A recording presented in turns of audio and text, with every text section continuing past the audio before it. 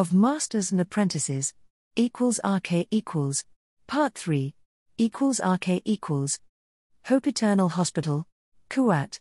There was a single redeeming feature of the room: its small window overlooked one of the parks within the hospital complex. It certainly beat staring at a bunch of Arikas and space scrapers or watching the propaganda rampant in the holonet channels available to the room's sparse entertainment suite. Dini lost count of how long she had been stuck in the hospital. They told her that she had been in a coma for weeks after she assisted her master in seizing one of Kuwait's prized battle cruisers. Fortunately, no one around knew what could be achieved with the Force, as your ally, and her condition was written off as a weird brain aneurysm, which was the reason why she was still stuck in the hospital. At least her cover held so far, or the young Jedi would have ended up into a much less comfortable accommodations. Those were the good news. She looked down at her trembling hands, a little reminder of how close she came to dying. Only the exemplary service of the ship's medic kept her alive long enough to reach a proper operating room, where they told her she spent over a day getting her brain patched up. It certainly felt that way. Her head was still tender, and any attempt to use the Force ended up with blinding headaches. The first time Dini tried, she nearly ended up back under the tender mercies of the Quati surgeons, something she hoped to avoid in the future. After that episode, they decided to keep her under observation for much longer than the original 2 weeks they intended to. Those unfortunate circumstances left her bored out of her mind. If she could safely use the Force, Dini would have released herself already, swiped a hyperspace-capable vessel and made her way to friendly space, but that wasn't in the cards for the time being. She hated being helpless and worse, useless. The war was still going strong, the Sith began to show their true colors, yet this new republic just had to prove how rotten it was. It seemed that a great many systems were going to support the monsters no matter what. It was extremely vexing. Dini wanted to go out, grab random people on the street and shake them out of their insanity. What was wrong with them? Couldn't they figure out that everything the Sith touched got twisted in something monstrous? The Jedi bit the inside of her cheek. She had to keep herself calm, and not just because unchecked emotions led to the dark side. Every time her temper rose, the headache that was constant companion ever since she awoke at the hospital got worse. Meditation wasn't of much help. When she tried it, it worked a bit too well, and Dini found herself subconsciously touching the Force, and that currently wasn't good for her. She sighed dejectedly and turned her attention to the entertainment suite. Perhaps there was something relaxing besides all the propaganda, news of the war, music that made her want to burn out her eardrums with her lightsaber. More propaganda, Kira. Wait, what? Dini jumped up and put back the previous channel as fast as she could. She paid no attention to the pounding headache that only increased along with frantic heartbeat. A news report showed Anara Kuwait, the traitor who led her world right into the clutches of the Sith, along with one of the new era Jedi, a Togruta youth, and finally. Yes, that was Kira, or at least her body. The way the woman moved, the way she spoke. That wasn't her master, but the monster who wore her body as a glove. Dini didn't pay any attention to what the news anchor was saying, something about a tragic murder-suicide of a Kuwait. Of course there was a tragedy happening. One of the worst Sith of the Empire was on the planet doing the Force only knew what. Dini glowered at the hollow image of her former master and vowed to herself that even if it was the last thing she would do, she would release Kira from the clutches of that Sith. The world tilted to its side and the Jedi could taste red. There was a loud thumping sound that was the only thing she could hear, and the last thing she saw was the door sliding open and a nurse rushing in. RK equals, ORR base, the Valley of the Jedi, location classified. Dini Strum wasn't the only Old Republic Jedi watching that particular news transmission from Kuwait. Jarod Parian sat in his quarters and glared murderously at the hollow projector showing Darth Sash using his wife's body as if it was her own. He didn't fail to take note of who was with her, traitors all, who facilitated the Sith's slaughter of billions. He didn't need any of his agents or the daily Sith-delivered intelligence briefings to figure out what was happening at Kuwait. The news was a clue enough: the Sith was cleaning house. All those suicides, accidents and arrests that Anara Kuat announced, those were the few reasonable Qwati people, the ones who weren't on board with being pawns of the Sith. Before all was said and done, Jarod was going to give them justice and see both Zash and the corrupt members of House Kuat pay for their crimes. Soon he would be able to do something about it. The Republic was almost in position to launch its own offensive in the core, and that was going to cause chaos and thus opportunities. His Jedi didn't have the numbers yet to make a difference if he threw them into the larger war. However, they could still cause no end of problem for the Sith. Parian knew what was his next step, Kuat. His apprentice was still there and wounded. He could barely feel her presence through their force bond. And when he went to retrieve her, he would cause no end of problem for Anara Kuat and her slippery sycophants who were so eager to sell themselves to the Sith. Now, he had to just plan things through so his actions could have the best possible effect. RK equals. Historical notes. RK equals. Why the Republic struggled so much in the first years of the war. Why did the hits just keep coming, both military and political alike? Those aren't new questions. Countless people across the galaxy asked themselves precisely that ever since the first shots of the Clone Wars sounded on Geonosis. Many of them wanted a singular, simple answer. To put it simply, when the war began, the Republic lacked a military it could call upon. If we absolutely have to choose one single reason, that would be it. However, when you think about it, it's anything but simple. The Republic came perilously close to losing the war multiple times during the first 2 years of the conflict, not just because it lacked a military before the secret clone army was revealed, but of the reasons for not having standing armed forces in the first place. Unfortunately, many of those reasons were still relevant until the day Chancellor Satine Kenobi came to power and beyond, which many argued was when the Republic as we knew it ceased to exist. A proper expeditionary military force, one that could be deployed all across Republic space with a moment's notice, is expensive. Very expensive in fact, and that was critically important fact. You see, the biggest contributors to the Republic's budget, the star systems with the largest industry and those situated at hubs of the trade lanes, all of them had significant militaries of their own, both ground and space-based. Simply put, those governments saw little point of paying for military twice, and for good reason. They didn't wish to disband their own or fold them up in the Republic's own armed forces. In fact, there was no one overreaching decision that neutered the Republic military. Year after year, its budget saw gradual decreases until one fine day there was no more money to pay for anything but the judicial forces, which in the end were what was left for over a century by the time the Clone Wars began. Another related reason was the fact that the core was safe from an outside invasion. There were multiple heavily industrialized and protected systems upon the hyperlanes leading into it, all with their own military, all who wouldn't just let a battle fleet pass unmolested.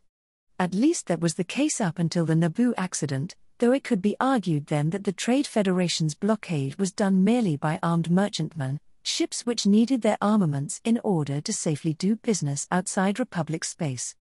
And the third reason. All those systems in the core, their governments claimed that they needed their fleets to protect the core itself.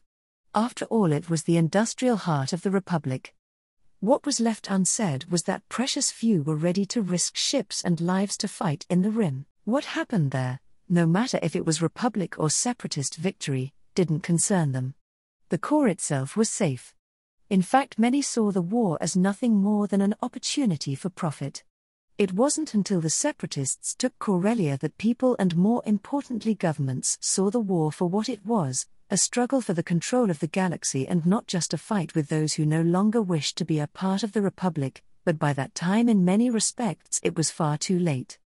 When the war began, the Cis had an overwhelming numerical advantage. The newly formed GAR could do little but try to stop the enemy onslaught. Post-war studies postulate that the Republic could have held its ground even if the Separatists didn't waste precious time and resources going after a great many targets of little to no strategic importance. That is in fact correct, technically. For the Republic to have done so, it would require that all local governments seconded their naval forces under GAR command and released them for deployment where they were needed all across the galaxy. That, however, was a political impossibility. If Chancellor Palpatine actually tried to enforce such an order, he would have seen the Republic go down in flames around him in a series of destructive civil wars at worst and at best. The largest and wealthiest systems, which accidentally had the largest and most modern navies, would have simply seceded then and there and left a crippled Republic lose the war without their support. Simply put, the Republic was too large, too divided, and it lacked the military assets to protect its member states. That was never more obvious than in the months between Second Geonosis and the Confederate Grand Offensive in the core. GAR High Command knew what was coming. They knew that they didn't have the numbers to protect everything they had to, so they did the only military decision they could, to consolidate the Navy, abandon what they have and defend, to the death if necessary, what they couldn't afford to lose. Arguably, that decision both saved and doomed the Republic. RK equals. Another dirty little secret, one that most people in the Republic knew but many failed to see the implications of, was the obvious fact that the Republic was not a nation nor a single political entity. Once upon a time, what we call the Old Republic, which was in fact a multiple successor states that arose after the previous one, fell to either political instability, outside invasion, or both. The Republic used to be much more centralized. Both the Chancellor and Senate wielded significantly more real power. However, there are just a handful of people who were alive when such a state existed and controlled a significant part of the galaxy. The Republic we all knew and some of us loved was a different beast. At its heart, it was an alliance of convenience between the major powers in the core, and despite the best efforts of the then Chancellor and Jedi, after the end of the new Sith Wars, the alliance that emerged from the fires of that conflict was significantly weaker than any of the previous iterations of the Republic by design. With the Jedi taking a back seat and retreating from the political scene for the first time in centuries after declaring the Sith gone for good, there was no outside opponent left to threaten the systems in the core. As far as they were concerned, the galaxy was reset to an earlier era, when the greatest threat and rivalry came from their neighbors. That was the political climate that gave birth to the Republic we knew. Governments all across the core no longer looked at Coruscant, the Republic government, the office of the Chancellor and the Senate as something vital for their protection and perhaps very survival. They became merely convenient institutions that no one dared give too much power lest it would be turned upon them in the fullness of time. Instead, for centuries, while the Republic enjoyed its greatest and longest golden age, the local governments that reaped the benefits of that prosperity used their economic and political power to weaken the Republic institutions. We all saw the consequences. For the last few centuries we had a string of chancellors who were little more than figureheads. Even those like Valorum, who did their best for the Republic, saw their efforts tied up by bureaucrats and had to spend precious political capital just to keep the Republic running. And that was when their opponents were content to merely stymie them legally.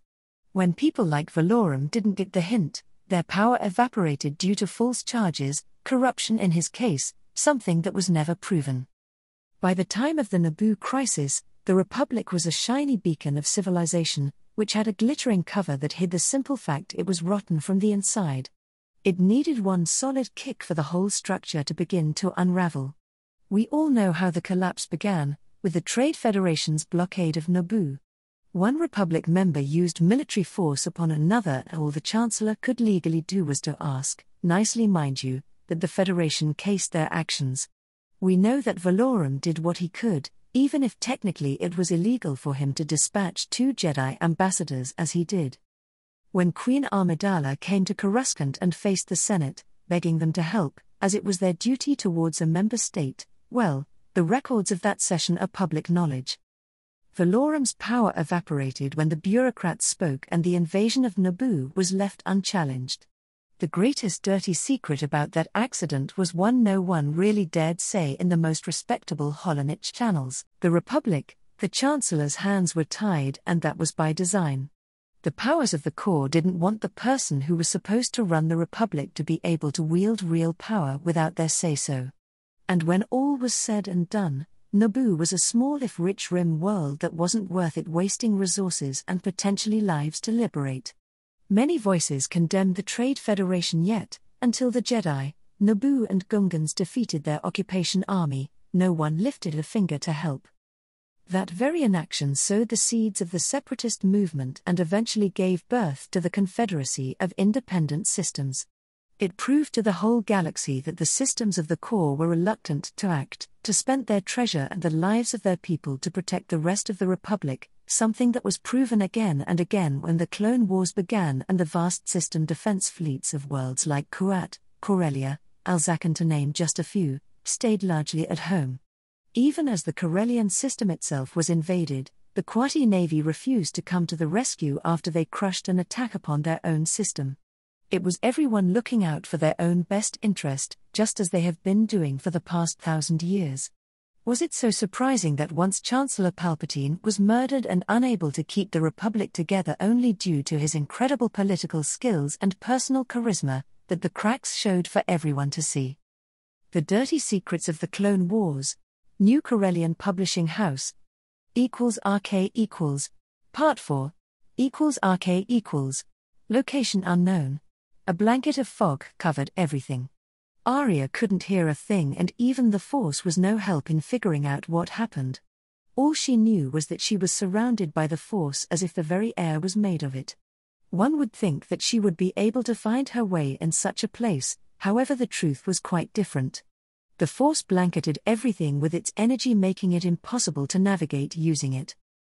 The young woman didn't know how long she walked aimlessly through this endless expanse. All she could hear was her own heartbeat, breaths and voice, when she shouted for someone to give her direction. It was maddening, and the worst was that she had no idea how she got here. One moment she was fighting in Sundari, then she felt pain, she thought so anyway, and then she awoke here. Whatever here was. Even her anger at being taken away from the fight and her friends did little to help her, while the raw emotions fed the dark side. Nothing she could do with that power did a thing to that weird fog, nor did it help her figure a way out. It was immensely frustrating. Arya was pretty sure that this damned place was slowly driving her insane. She didn't even know if she had spent mere hours in here or days. Perhaps longer, though she doubted it. She didn't feel thirst, nor hunger, so she couldn't have spent too much time here, yet. All she could do was trudge in a random direction and hopefully find a way out. Eventually, Arya felt a tugging sensation through her bond with her master, and just like that she was somewhere else. The new location was a grass-covered plain laying under blue sky. A sun shone from high above, so it must have been noon local time. Most importantly, she was no longer alone. Arya would be cheering if it wasn't for what else she saw. Her master was nearby, and he looked different. He appeared much older, complete with steel grey hair and a lot of wrinkles covering his face. He wore an unfamiliar armored robes and was facing off against a Togruta woman clad in Jedi Master's robes. Both of them had lightsabers in hand, azure and crimson one. "I won't let you murder another world," the female Jedi shouted. Shark T, that was her name, right? And what was that about murdering worlds? What has her master been up to lately?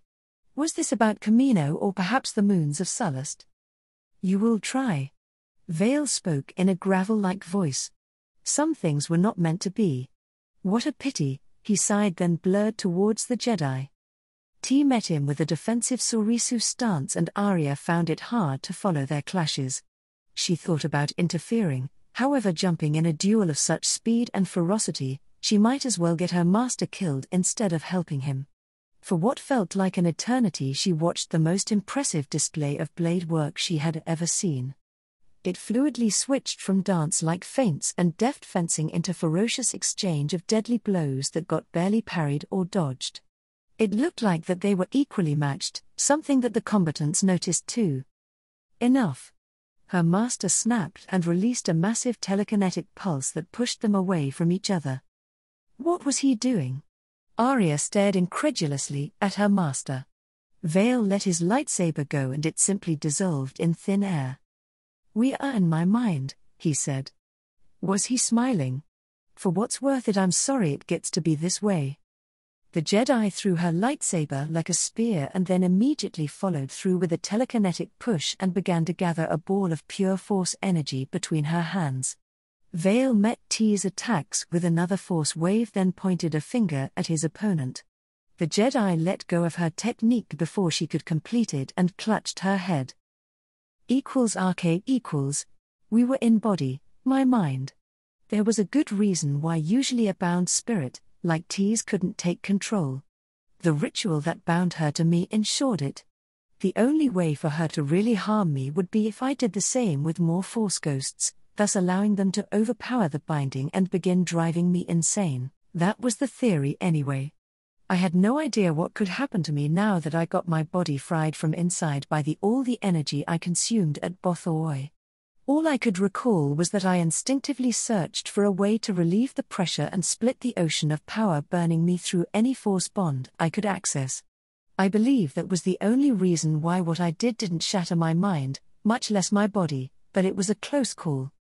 When there was no one else to consume, I found myself drifting through the desolated depths of my mind, not a dissimilar experience to what happened during the ritual to deal with the multiple Force ghosts I had to bind to myself years ago in order to gain enough power to deal with a certain Dark Council member.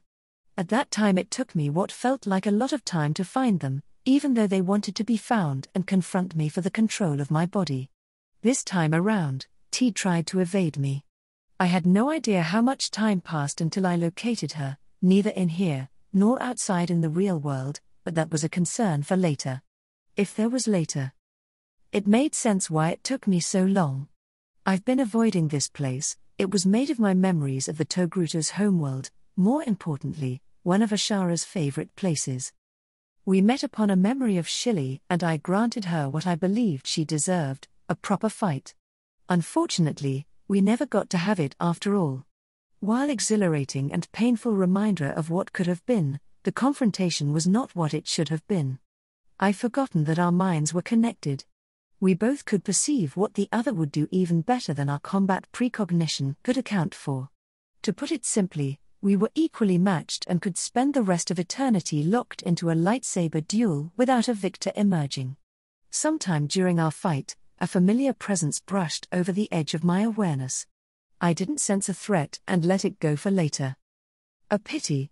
Some things were truly not meant to be. Enough. It was time for this to end.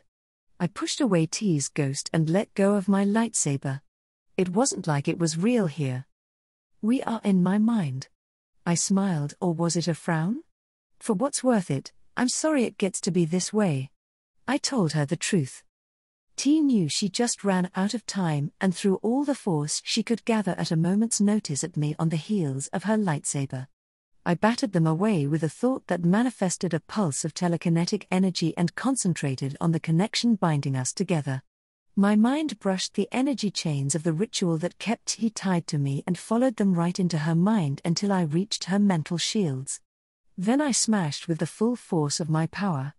T's form stumbled and took hold of her head as she began to scream due to the onslaught. The way to deal with Force ghosts for good, if you could pull it off, was deceptively simple. You had to shatter their minds until they had nothing left to hold them together. Once that was done, you had a brief amount of time to use their energy for something constructive, like healing your ravaged body, before they became one with the Force, literally. T put a formidable fight, yet she never had a chance.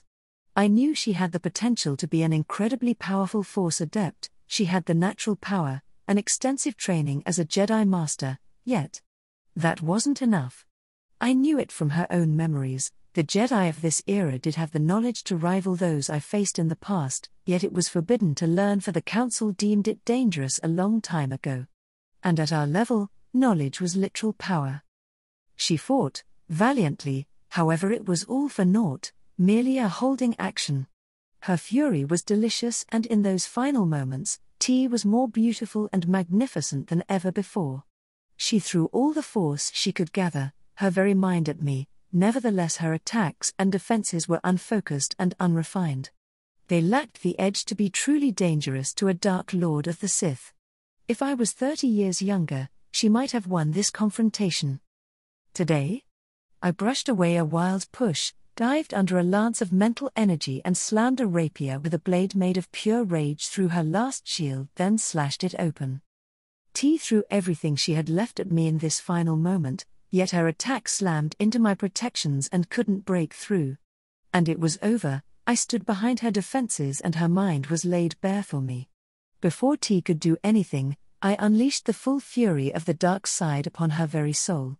She screamed once and her mind simply shattered under the onslaught.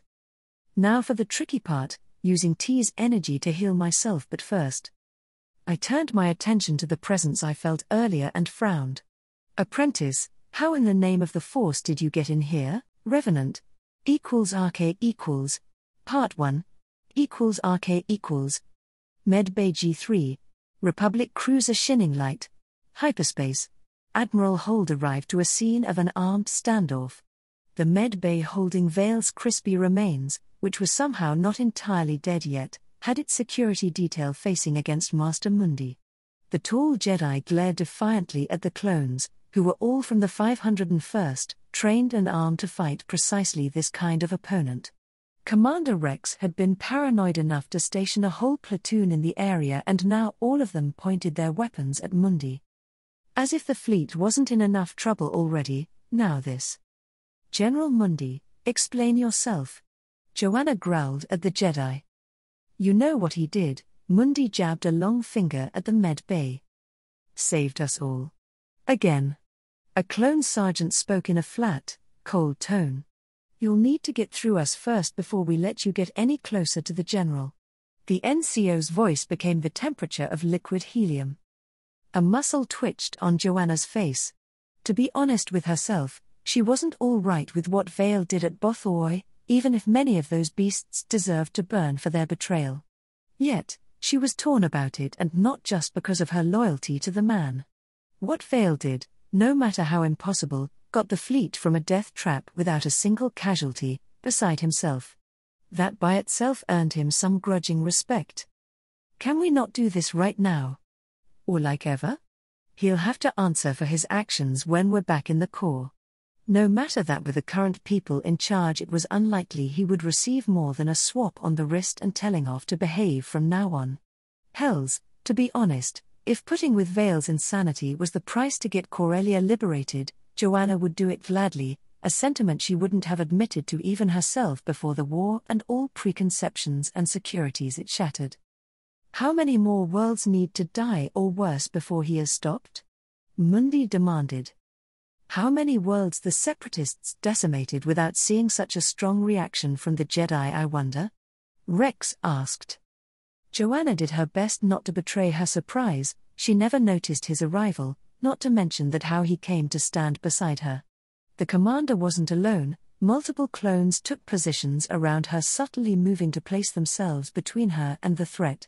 The Admiral nodded fractionally at Rex, glad for the gesture even as she doubted that Mundi would really go after her. He was here for Vale after all. What would you have us do, Commander? Mundi pleaded. Doing as you asked, what people wanted us to, that would lead us into becoming like your precious general or worse. It was a miracle he was so controlled for so long, however he finally showed his true colors. Did you feel it? Billions died screaming as he consumed them. This was no mere mass murder or war crime what he did. General, I know that you would have died fighting beside us. As a soldier, that much I can respect. Rex nodded sharply. However, if you could have, would you have done the same to Bothawui or another world to protect the crews serving on board this fleet? Or would you have left us die fighting impossible odds to keep your hands clean? It's not that simple, Commander Rex. Doing something like that, it would have made me a monster. I would have fallen to the dark side and become a greater threat than the Separatists we're fighting. Even contemplating such atrocity treads on dangerous ground. And that is why we stand by the General even if we don't always agree with his methods. He puts us first, General Mundi. Will you stand down? This was getting out of hand.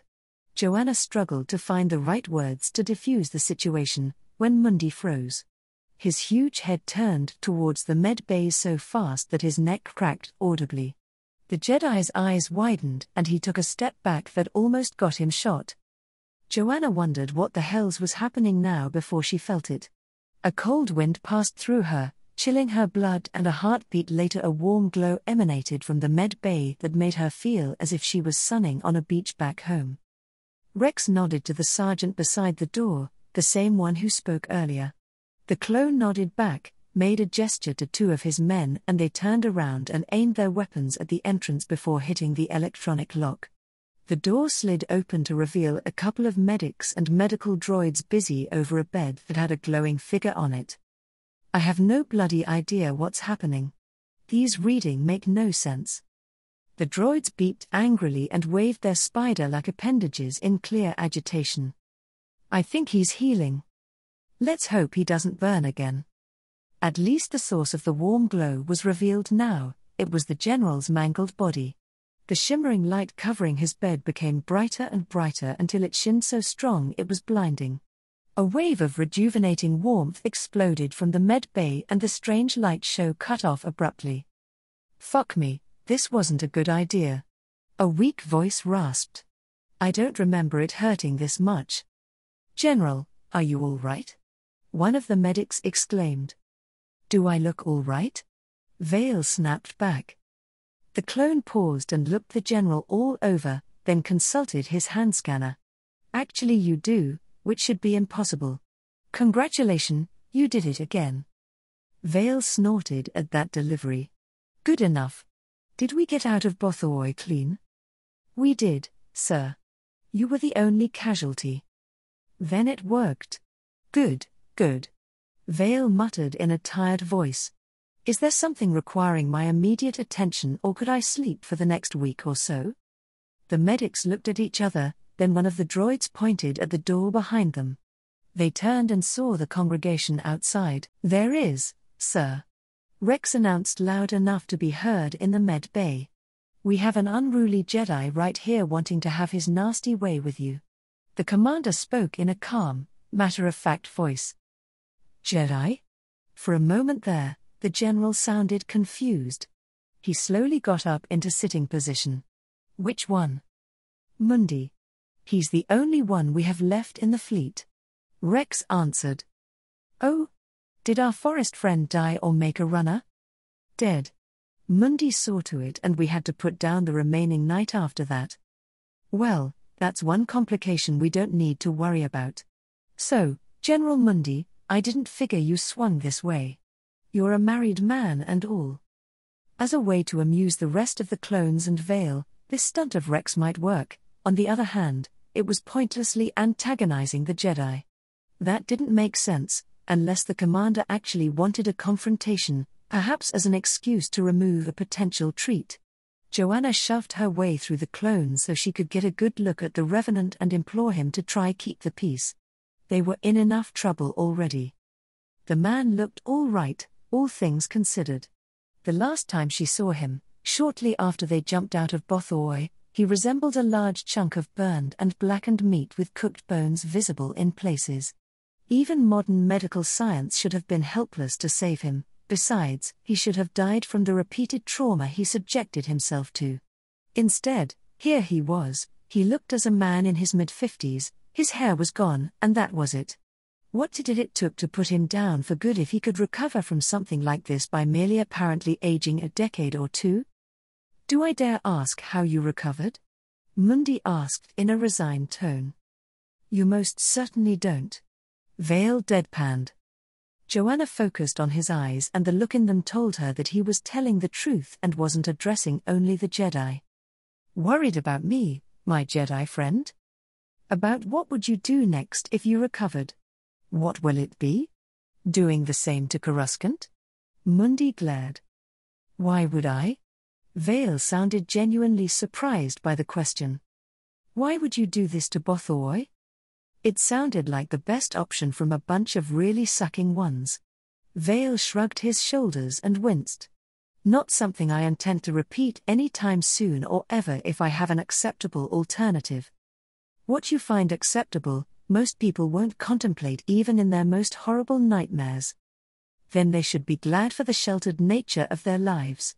Are you going to try sticking me with your lightsaber now, or can I catch some actual shut-eye? Coma doesn't count.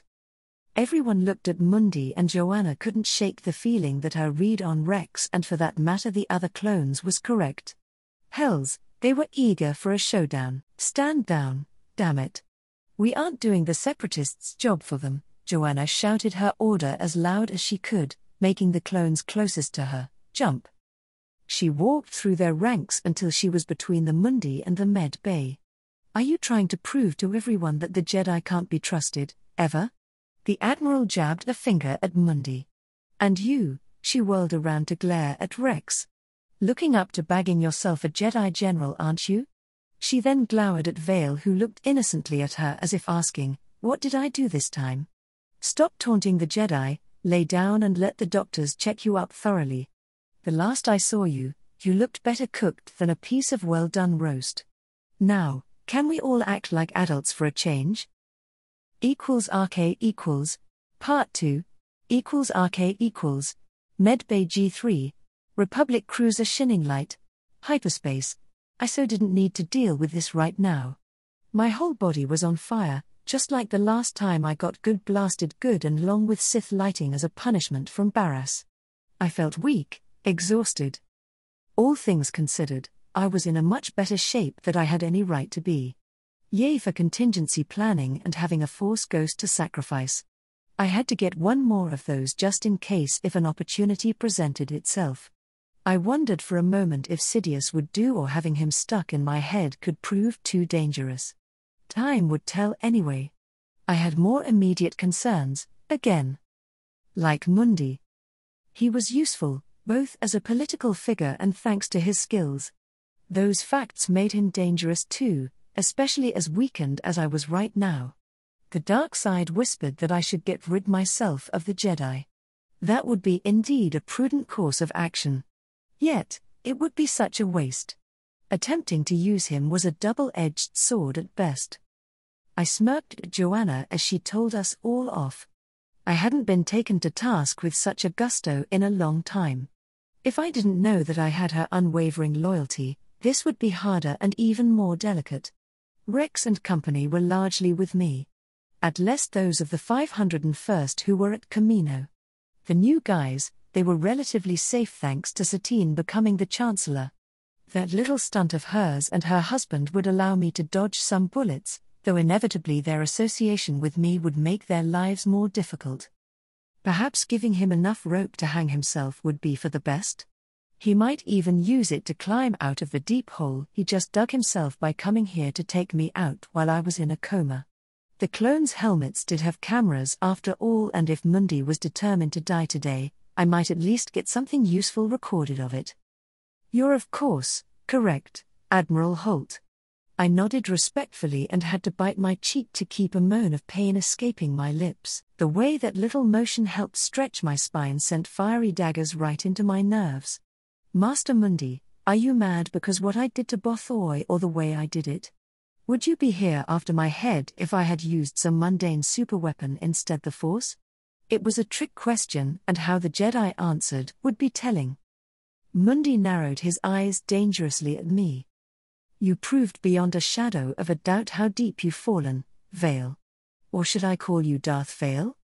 Once upon a time, that title meant everything to me. It was my way out of Korriban and proof Barras won't kill me then and there for failing his impossible test. It was also a slight I had to acknowledge. Delcatar Vale, Darth Vale. Their names. Both mine. I refrained from shrugging again. As for being fallen? I'm a Sith. The dark side serves me, not the other way around. I didn't mention that it still influenced me. I didn't consider myself fallen to it. However, from the point of view of a Jedi, I was sure that wasn't the case, and it was a moot point debating semantics. Does it? Are you the same man who joined the Grand Army all those months ago? Did you deceive us from the beginning? Mundi accused me. Were the conservatives on the council right about you from the start? I deceived no one, Master Jedi. What did you expect me to do, go out destroy worlds for the hell of it? What kind of man are you accusing me of being? At Sullust we went after military targets, the various moons and all the industrial infrastructure over there. Bothoi? I glared at the Jedi. I had a choice: either see this fleet fight impossible odds, die and let them get away with treason, or do something about it. A choice you could never contemplate, unless the enemy is Sith. Neither the Jedi nor the Old Republic had any qualms doing your best to exterminate my own people. Mundi stared at me as if seeing me for the first time. All I told him was true, from a certain point of view at least. That is in the past. Joanna told me. We fight for a different republic, you have to know that, or you would have never joined our side. I would like to say that the Jedi are different as well, however. She trailed off and gave Mundi a pointed look. What would it be, Master Jedi? Mundi looked at the Admiral, then at the helmeted faces of the clones. You all agree with him, he said in a resigned tone. Military necessity. Does it make it better? Is it enough to explain the death of whole worlds? To be frank, yes. Let me tell you a secret, General Mundi. As a flag officer of the Corellian Navy, our own contingencies do involve scorched earth approach in certain circumstances. In other words, burning whole worlds down if the situation becomes grave enough. The same is true for Kuat at least, and I'm reasonably sure it's no different for the other major core navies, in a case of a real general war, that has always been in the cards if our home systems were threatened sufficiently. However, it wasn't until the Separatists' offensive that somehow managed to take Corellia that the situation became that grave. Now, all bets are off. I've seen worlds burn before at the hands of the Separatists. Republic worlds. Returning the favor, perhaps it would make the bastards pause and rethink their tactics. Rex added. Many of the clones nodded in agreement. Do you see now, Master Jedi? I asked almost gently. What your kind fears to contemplate or risk falling to the dark side? That's something many people across the galaxy have to live with. Every capital ship captain has at their fingertips the power to vaporize anything, from a single person to the surface of a whole planet. That's tens of thousands of people who know that one day they will have to give such an order, and if they're incapable of it, they aren't suited for that role. What you find unthinkable, that is a distinct possibility for the military mind. Then why all of this? Before you get to blame the Sith for this war, do remember that Count Dooku, the leader of the Separatists, was a former Jedi. So are their Old Republic friends, and there is nothing former about them. I twisted the knife. I can speak about Corellia. We didn't choose this war. It was Separatist atrocities that made the choice for us. I won't presume to speak about the clones, however. I don't believe that they would have started a war to avoid boredom. Many of the soldiers nodded vigorously. They did a lot of the dying in this war. Don't look at me for explanation why this war began. I wasn't here then, nor during the time when the events making it inevitable occurred. What is going to be, Master Mundi? Will you prove the Jedi to be untrustworthy traitors, or will you, along with Obi-Wan and the what other few loyalists are there, help redeem your kind? Mundi straightened up and looked me in the eyes. He was visibly tense, and what I could get from his through my emphatic sense, it was a mess of emotions. The Jedi knew that right now was perhaps his one best chance to take me out, though it would be a suicide mission. Frankly, I wasn't sure I could use enough of my power to protect myself if he could fight through the clones and get to me before they shot him to pieces.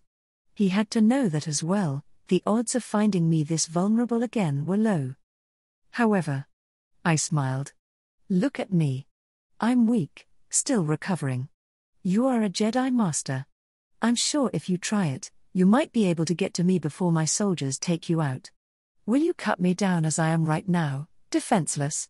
Won't that mean letting your anger consume you and lead you right to the dark side? Wouldn't it mean becoming what you hate? Will it matter if the clones shoot me dead a moment later? Mundi countered. Vale, enough. No more taunting the Jedi, Joanna snapped. I'm merely explaining what a certain course of action will lead to.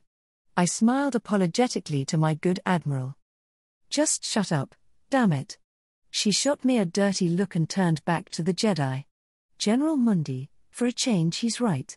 If you attack him without an excellent reason. She raised a hand. What he did at Bothoi isn't enough, I'm afraid. A board of inquiry and a Senate hearing should be in his future about what he did. However, the fact is that the Bothans did betray the Republic and conspired with the separatists to destroy this fleet. While destroying the whole world of Bothoi might be considered by some an out-of-bounds overreaction and a war crime as you earlier accused, it can also be argued that his was justified. That act did get us out of there in one piece. It's not for us to play judge, jury and executioner. At this time, the General Vale is still in command barring orders from his doctor that he is unfit after his ordeal. If you move against him, it will be treason, General Mundi, and we will have to act accordingly. Is this fleet more important than the billions of Bothans and other people who he murdered? Mundi asked. For me it was. I'll wager that many of the crew would agree. The Bothans, on the other hand. I didn't have to complete that sentence. What was the level I needed to either turn him to my side or make him commit and get himself killed?